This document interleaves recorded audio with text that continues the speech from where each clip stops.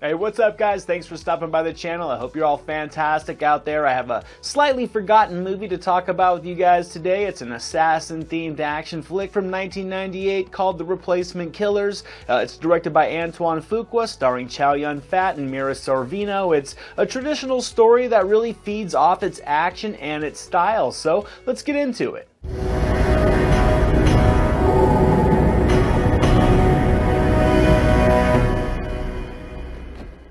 This was Chow Yun-Fat's first American-produced film, and he does dive into a familiar role as an emotionally sympathetic assassin named John Lee. He refuses to complete a contract, and in doing so, his employer hires replacement killers to finish the job and to take out Lee. So, to escape, he seeks the help of a document forger played by Mira Sorvino, and from there, the action really does explode with waves of house music, gratuitous gunfire, vibrant colors, and gritty style, with Los Angeles serving as the playground for all the insanity. I was a teenager when this movie came out. This was also the first Chow Yun-Fat movie I ever watched, and I loved it. I can see its flaws now. It certainly is a by-the-numbers plot. We've seen the reluctant hitman turned on by his boss who goes on the run with the female accomplice in movies many times before, but that doesn't really get in the way of the charisma and the energy built from the action-fueled journey across LA that this movie takes you on. As I said, this was Chow's first U.S. role. For me as a teen, it really did open the door to his Hong Kong filmography, and I think he was able to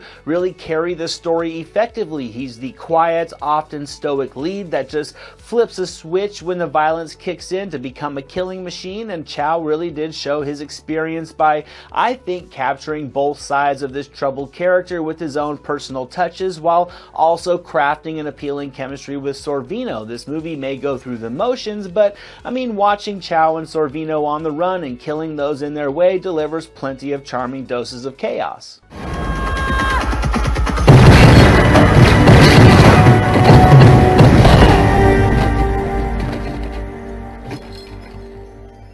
I think they just work really well together to sell their unsuspected pairing, and their connection growing throughout the film does add a little bit of something to all the dangers that they face, because admittedly the pieces of this movie are tried and true in the genre, but Chow and Sorvino, along with a buffet of action, are the true highlights, and this generic story is more than enough to connect it all. John Woo actually choreographed the action sequences, and you can certainly feel his influence all over this movie. It results in many great bouts of gunplay with thousands of bullets getting shot off. The opening sequence with the colorful neon lights, the techno music, the nightclub, and the gunfire is just really textbook 90s action. I think Chow and Sorvino, they're certainly pulling their guns frequently. I think they just are very capable in the leads. They're in chase sequences, shootouts, and each time the intensity does ramp up nicely. Woo's elegance really does create a delightfully immersive ride of violence, and I think Antoine Fuqua's direction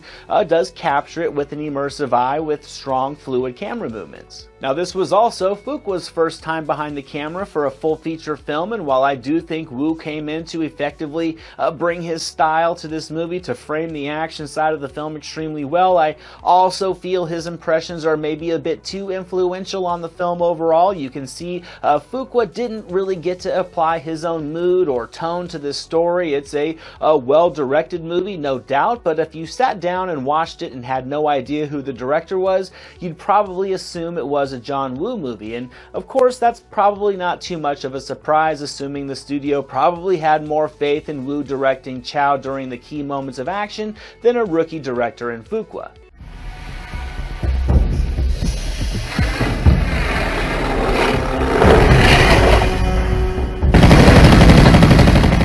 Regardless of all that though, I think the film has an appealing style and atmosphere to it. It sort of feels like a long music video at times, which does make it feel a little bit superficial, but when the guns are blazing, it's just a wild ride. Chow is able to showcase his Hong Kong grit with his trademark pistols. The staging, the choreography, and the stunt work all blend together to create a string of appealing gunfights and car chases to really just sit back and chew on. Chow is all over the city in this movie with pistols in hand, and it's an absolute treat. I will, though, say that despite the grittiness of the subject matter, it does feel a little glossy compared to some of his Hong Kong actioners, but it's still a solid movie to sit back and enjoy. Chow is diving and spinning and sliding and getting his gun off from start to finish to pulse-pounding music and slow-motion sequences. Sorvino pairs with him well to give this story a strong female lead who is also able to tally up a rather reputable kill count on her own. And something else I think The Replacement Killers has working in its favor is a strong supporting cast. Michael Rooker leads the group as a detective that's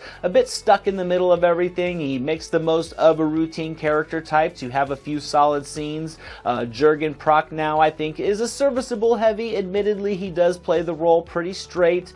Clifton Collins Jr. delivers a couple laughs in a smaller role. Kenneth Tsang leaves his impression, and I love Til Schweiger and Danny Trejo as the ominous replacement killers, because when these two are battling it out with Chow and Sorvino, this movie is riding on full momentum. These sequences are fluid, climactic, and loaded with appealing style and bloody violence. And that's it for today, guys. That's my review of The Replacement Killers. If you haven't seen it, I'd recommend checking it out. I think it's on Pluto at the moment if you want to see it for free.